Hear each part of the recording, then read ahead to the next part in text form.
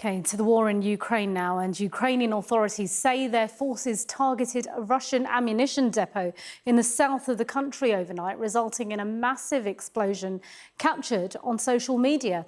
Well, it comes as the battle for the east of the country continues. For more on this, I'm joined now by defence and security expert Professor Michael Clark. Let's talk about the latest on the overall situation in Ukraine, if we can first, Michael. Yes, I mean, as in all wars, there's a lot happening, but sometimes it doesn't appear to be moving much on the ground. So there's an operational pause going on in the Donbass, which is where our focus is mainly. The Russians took Severodonetsk and Lysychansk. They are moving towards Slavyansk, but they won't get there for a little while because they're preparing that battle. And at the moment, the attention is on this, the main highway, the E40, one of the great European highways, runs from Calais to Kazakhstan. And the part of it that runs through Ukraine goes from Kharkiv to Slavyansk to Luhansk. And so that highway is a very important strategic artery that both sides are now competing over. That will dominate, really, the battle for Slavyansk that will start quite soon. Most of the attention, of course, is a bit further southwest now, where there is some real change, I think.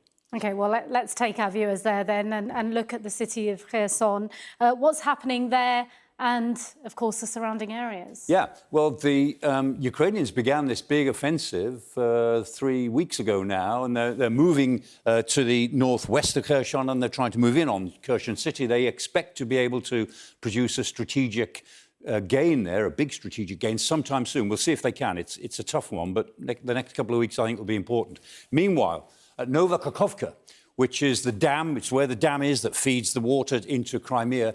Big place. There's a huge explosion that you mentioned, massive artillery explosion, the biggest that we've seen so far. The Ukrainians targeted the ammunition depot at Nova Kakhovka, which is at the end of a rail junction on one of the bridges over the Dnieper River.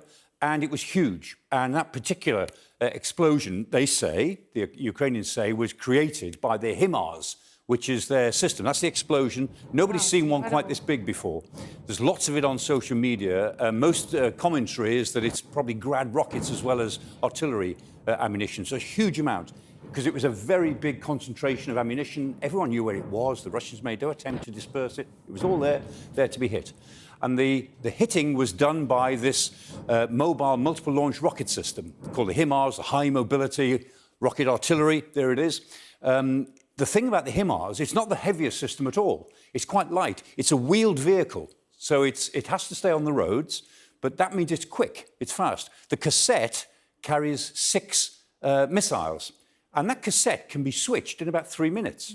It's a 3-man team on the vehicle, so these vehicles can shoot and scoot. They can fire off the 6 rockets, each one is very accurate, and then they can be away, and the Russians just can't find them. Yeah, this is actually the kit we've been talking about over the last few months that they really desperately wanted, aren't we? So what are the Russians now doing to deal with these hit-and-run tactics? Or can they counter them? They're looking for them. The Ukrainians only seem to have about 8, which is a ridiculously small number. Maybe 4 more are on the way, but it's a handful. But at the moment, they're able to shoot and scoot and keep out of the way because the Russians have not got control of what's happening in the air. They don't actually know what the ground situation is. And this morning, American intelligence reported that the Russians are getting a series of, they said, hundreds of drones from Iran. So the drones that the Iranians have given to the Houthi rebels in Yemen, they're now going to give to Russia. President Putin announced today, or the Kremlin announced this morning, that Putin was going to Iran next week. So it looks as if the Russians are trying to invest in a lot more drones because they just don't have an image of what's happening on the ground. Unless they can get that image, unless they can get good intelligence, they can't find these small handful of HIMARS that are doing them such damage. And until they do, the fact is every night belongs to the HIMARS. Oh, fascinating insights to what's going on. Thank you, Professor Michael Clark.